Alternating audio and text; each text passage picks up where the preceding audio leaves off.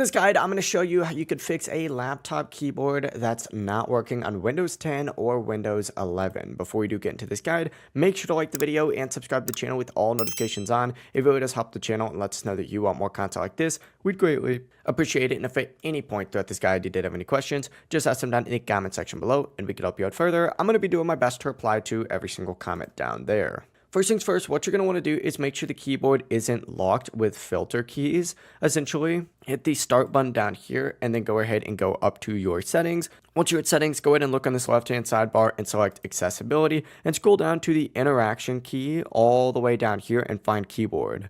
Open it up and up at the very top, you're going to see a filter keys option. If it's turned off, it can actually stop your keyboard from working properly, so just turn it off. Also, you can look for the shortcut option in here so you don't accidentally turn it on again and just turn it off at the exact same time just by opening up the settings right here. Test your keyboard. If it's still not working, we're going to move on to the next fix, which is by technically using the on-screen keyboard. And this is just a temporary solution, but you can also go into accessibility and then in keyboard right here, you can just turn on the on-screen keyboard if you have an option for it. I'm on a PC right now, so that wouldn't work, but on laptop, you do have a tab for that as well. And this will give you a virtual keyboard so that you can use your laptop while trying to fix the issue. But what you're going to want to do if you really want to fix it next is go ahead and right click on this Windows driver right here. And then in this section, go ahead and find Device Manager and it's going to open up a page that looks something like this.